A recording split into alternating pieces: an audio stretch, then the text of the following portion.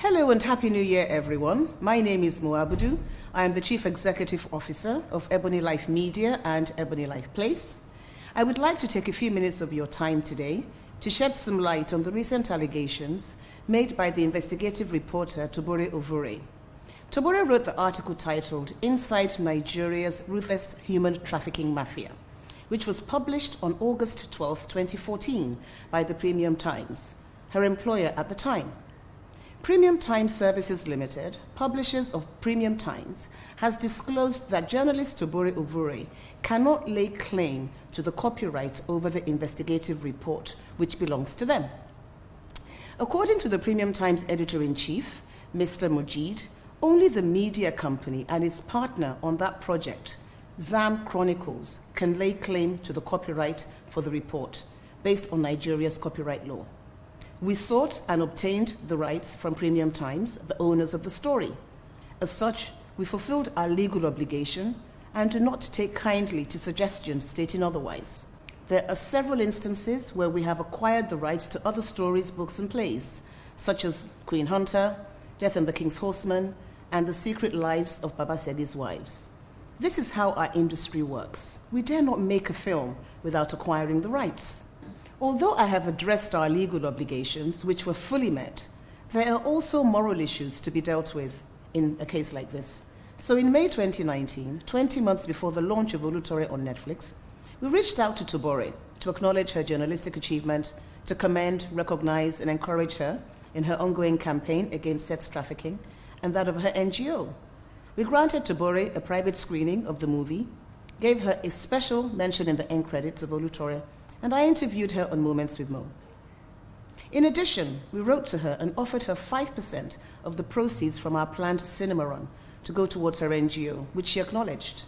We also reached out to other NGOs to pledge proceeds from our cinema run, as Oloture was never created as a commercial film.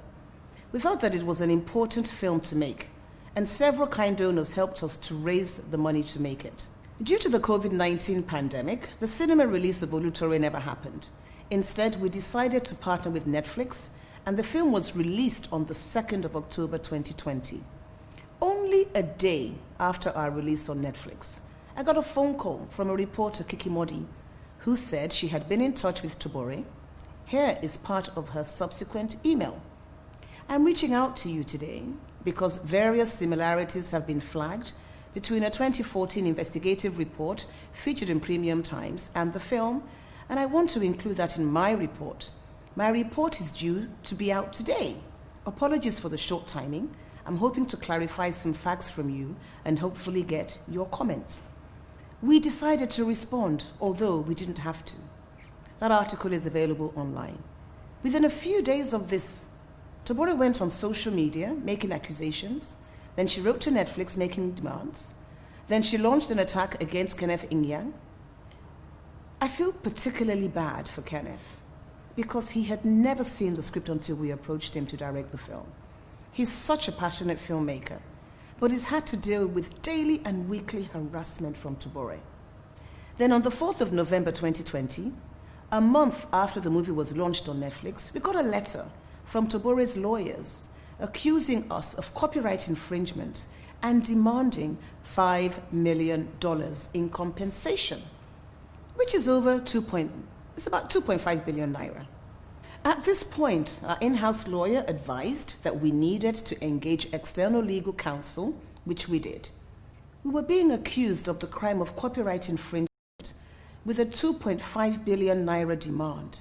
We knew we had not infringed on her copyright because Premium Times owns the copyright, and we had settled this with them. Secondly, we did not have 2.5 billion naira to give. In an attempt to understand what her demands were based on, our lawyers began meeting with hers. Unfortunately, that process has stalled because her lawyer has disengaged from her. Recently, Tobore started contacting our producers by WhatsApp and sending them horrid messages. To me, Tobore's demands have become threatening, blackmailing, and extortionist in nature, and I do not respond to such methods. At this point, we decided that if she felt she had a legal case, it could be better dealt with through the proper legal channels. Prior to the release of the film on Netflix, I had a good relationship with Tobore. I had interviewed her, I had met with her, I had even given her cash gifts for her welfare, as well as when her father died, something that I have never disclosed till now. On the 5th of July 2020, I received this message from her.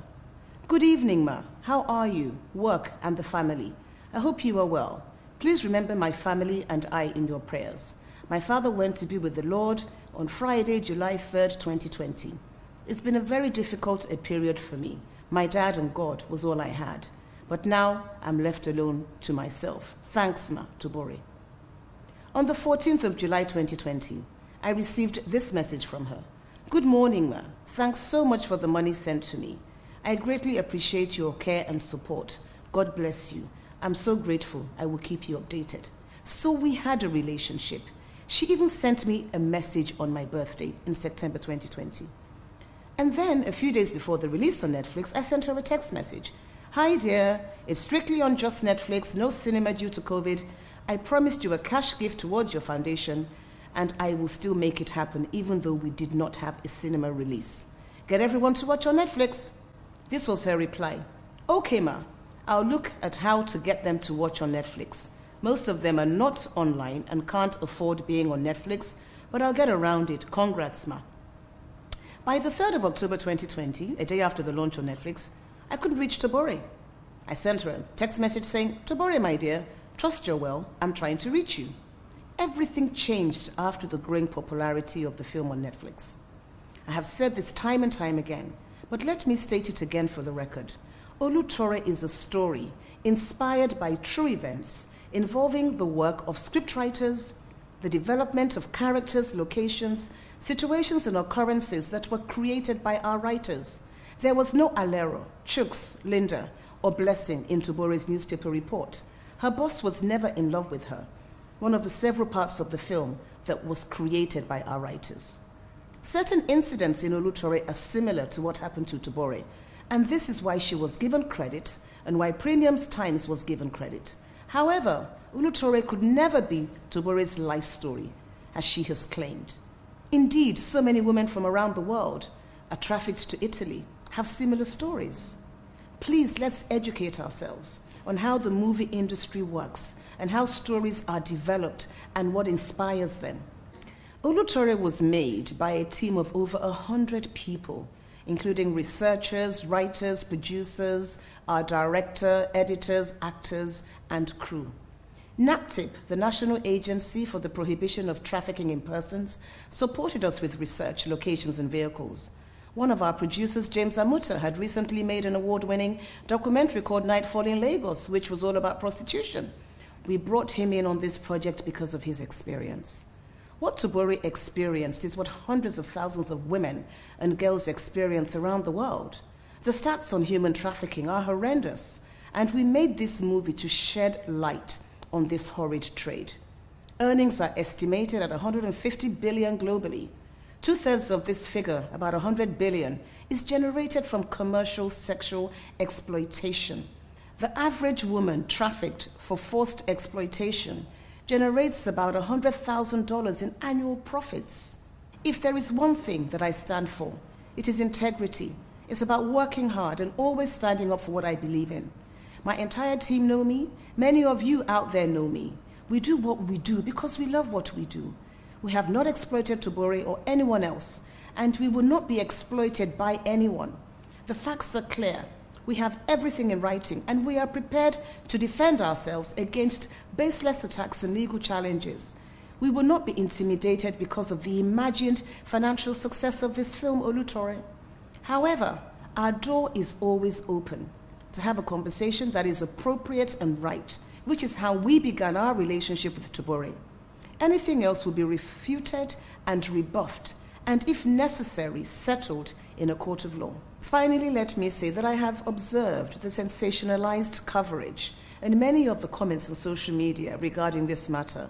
None of it has been grounded in evidence that could be easily verified. The media did not even ask us to comment on the allegations before publishing them. Social media has given everyone a voice, and that's a good thing. But please, let's use it responsibly. Thank you for listening, and once again, Happy New Year. Media.